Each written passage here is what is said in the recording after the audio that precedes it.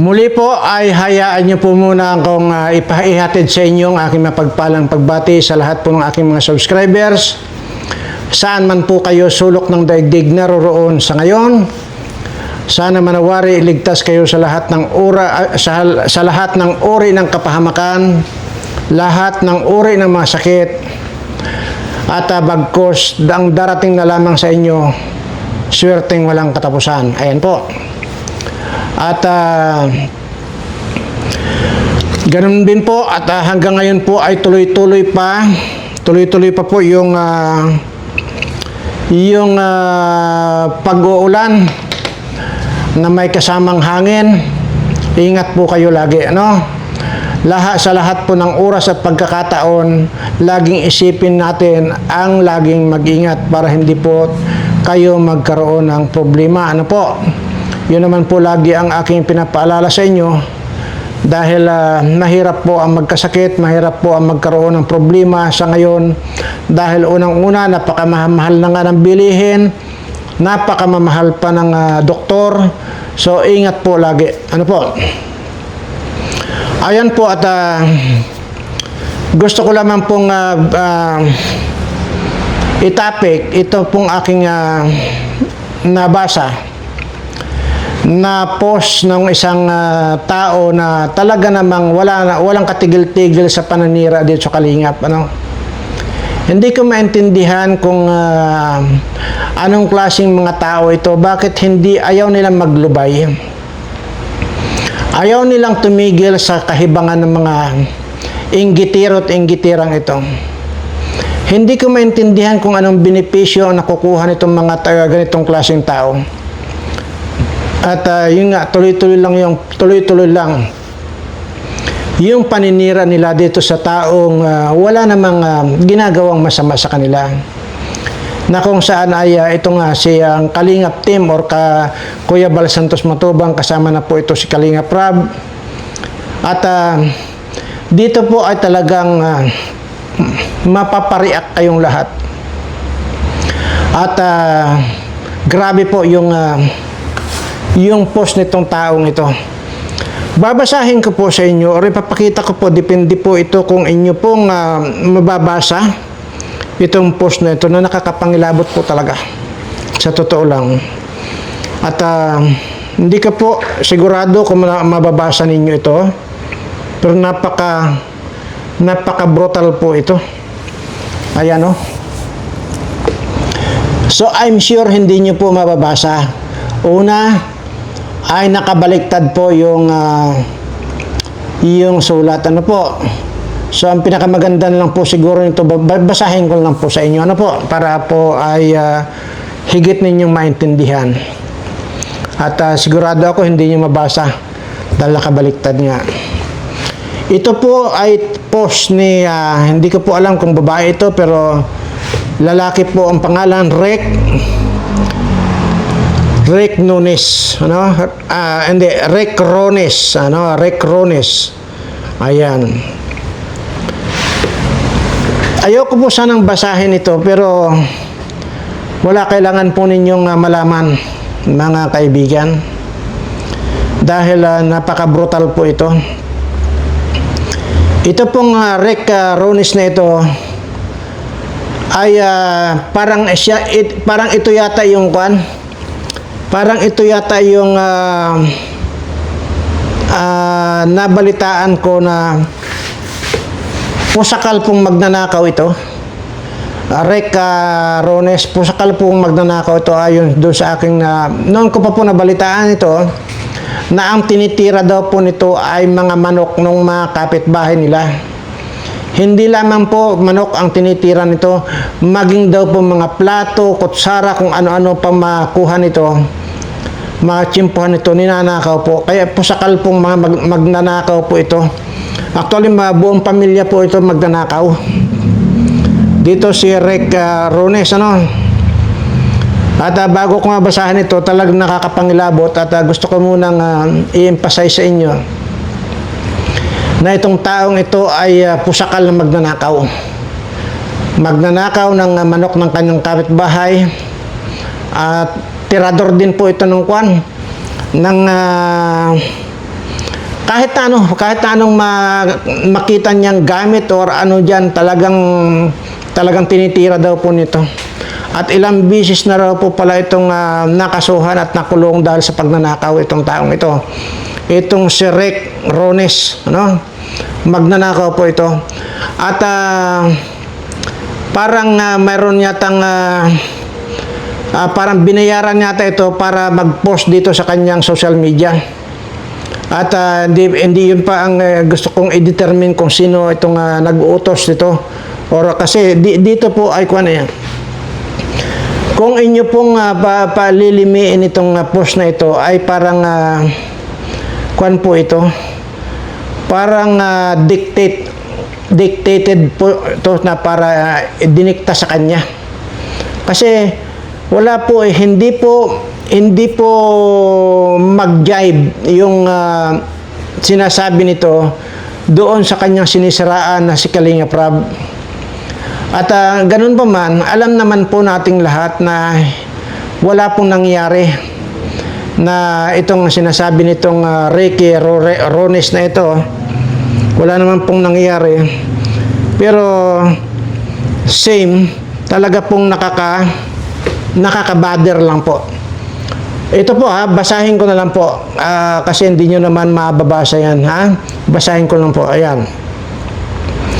Ricky Rones 1694. Dahil sa kahayupan mo, Kalinga Prab, ay may nagpakamatay. Yan po ang sabi. Alam ko na po kung sino itong nagpakamatay na sinasabi niya. Kung katauhan po, wala akong maalala na nagpakamatay yung buong tao po nagpakamatay. Ang alam ko lang po, ang nagpakamatay yung utin po ni Nuli kasi naudlot yung kanyang pagnanasa diyan sa kanyang tinutulungan ko na yan ay hindi umubra, kaya kinonsider ko na namatay ang utin ni Nuli dahil diyan.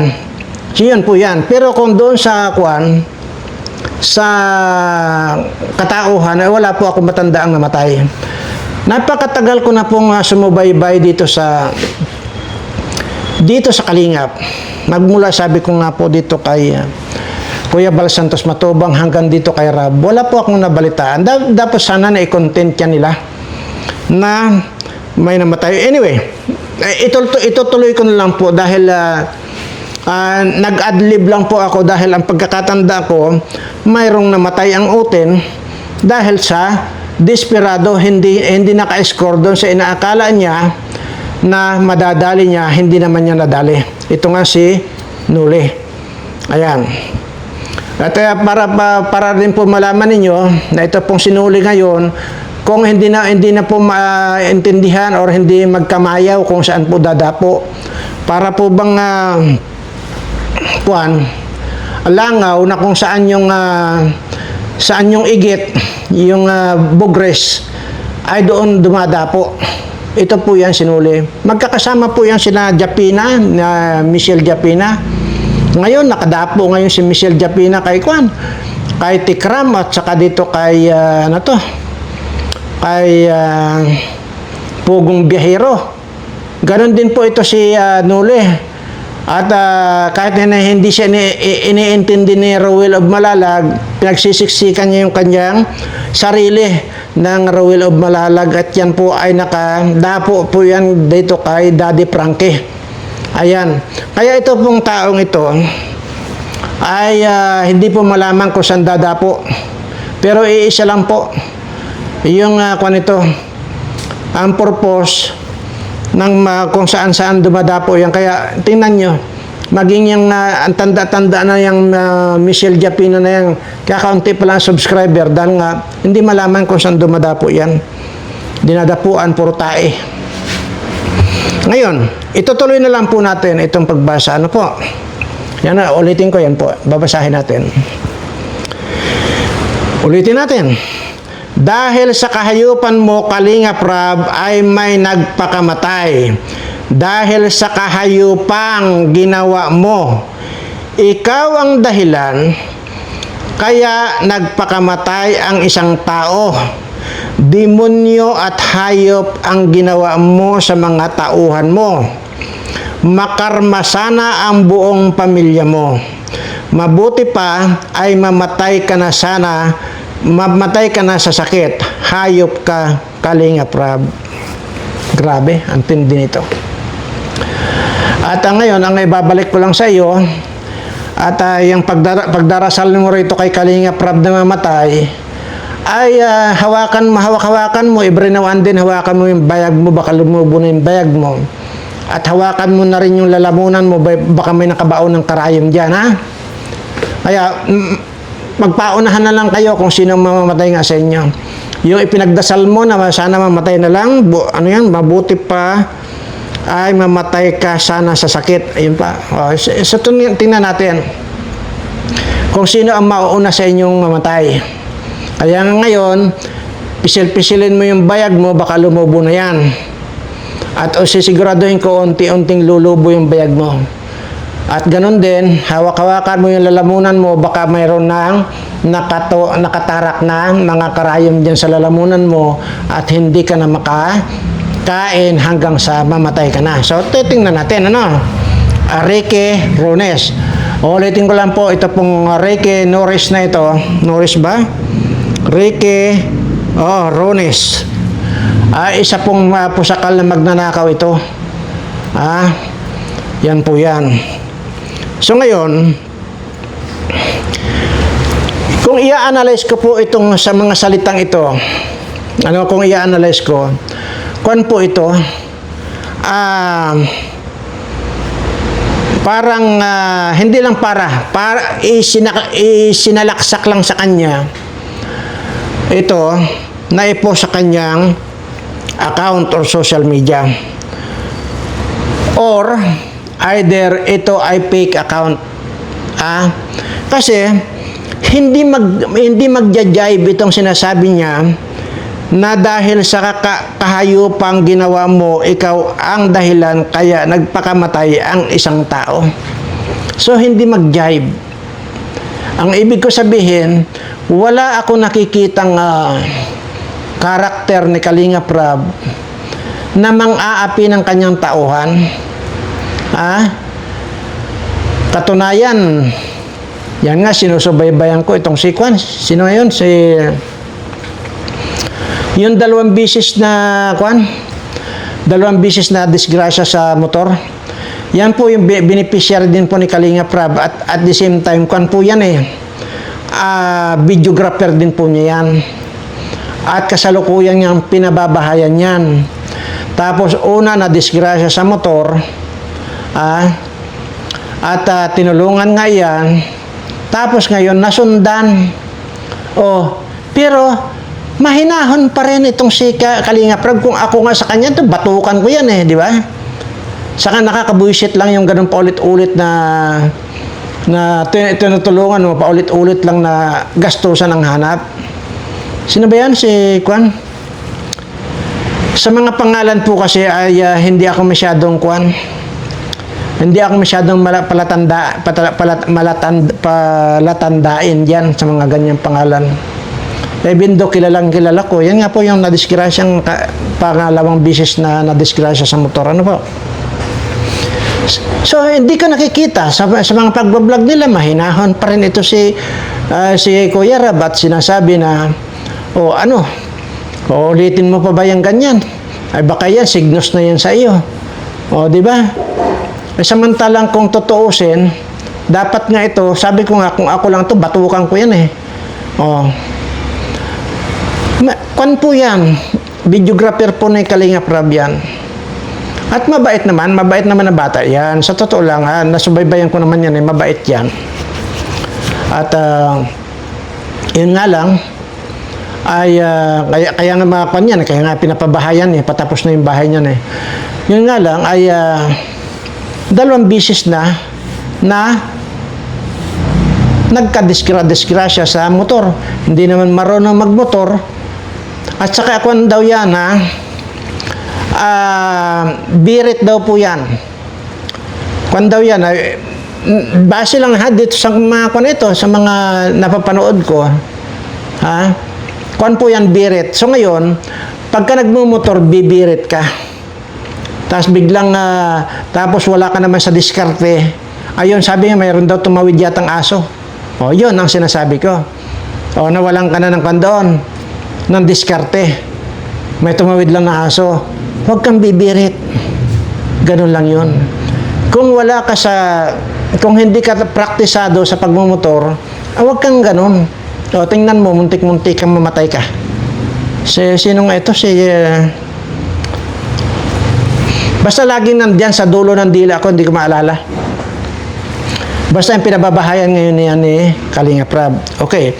So, wala akong makita na masamang karakter nitong si Kalinga Prab.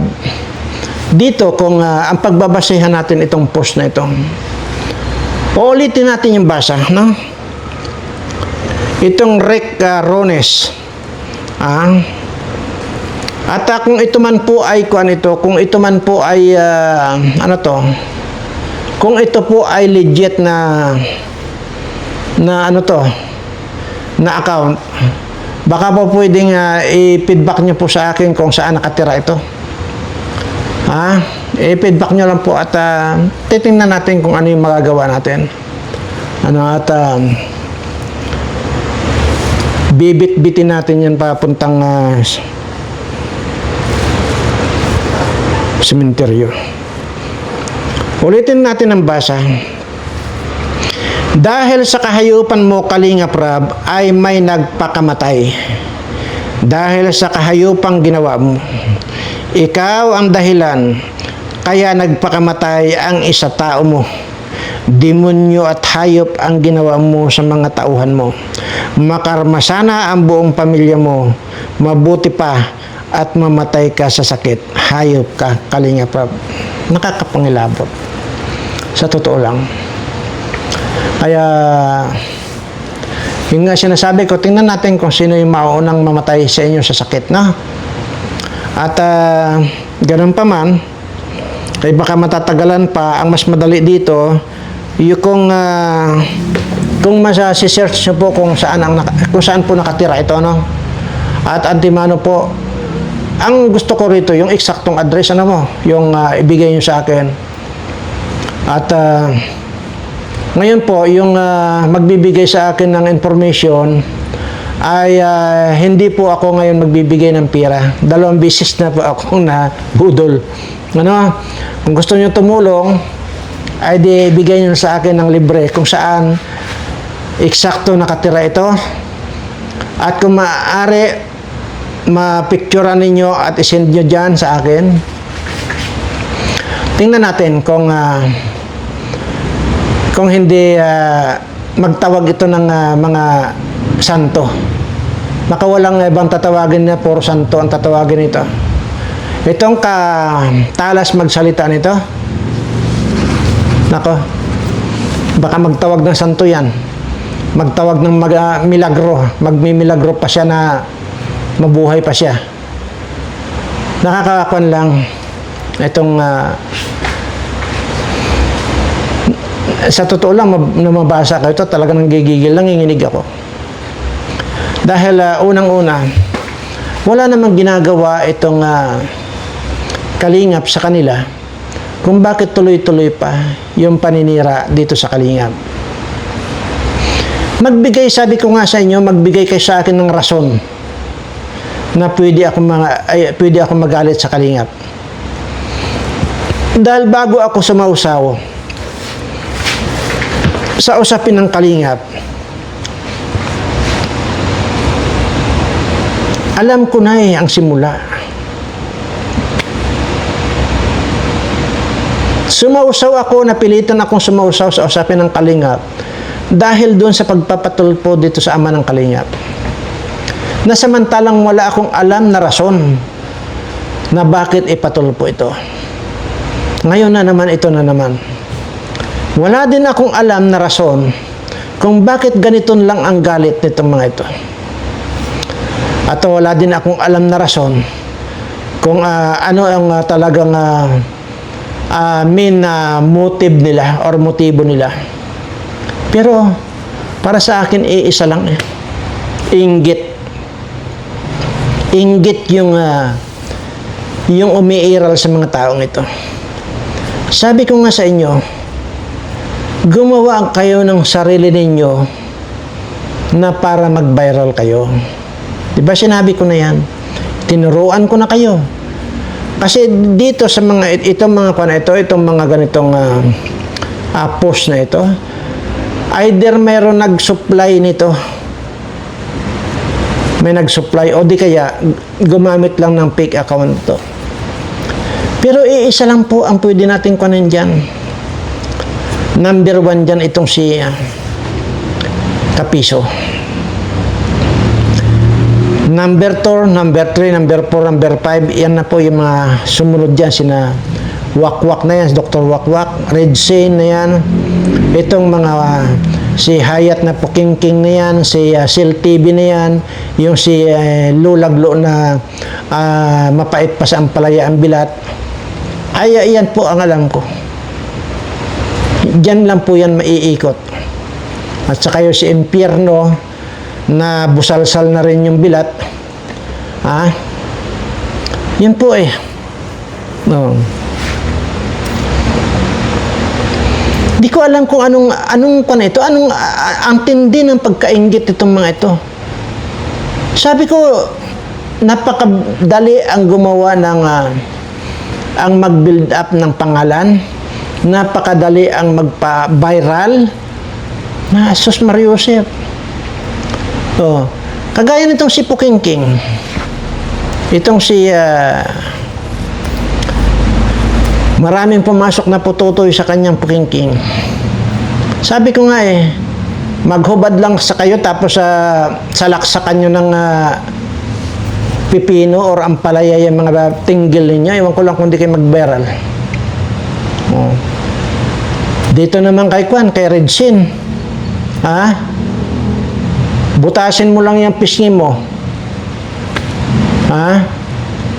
Ganyan mo ng kutsilyo, butasin mo. Naka-video. Pag hindi ka nag-viral. Total, namamaga na eh. Di ba? O, dito kay Dr. Wakwak naman. Maghubad ka lang tapos kunin mo. Karitin mo yung utin mo. Viral ka. Tapos ganyan ang mga pinaggagawa ninyo. Kay Kapiso. Kumuha ka ng maso. Naka-video yun. Pabidyohan mo sa asawa mo. Maso.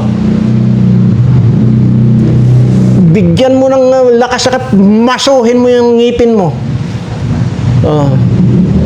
Pag hindi ka nag-viral niyan, ay masabihin nyo sa akin, sinungaling ako.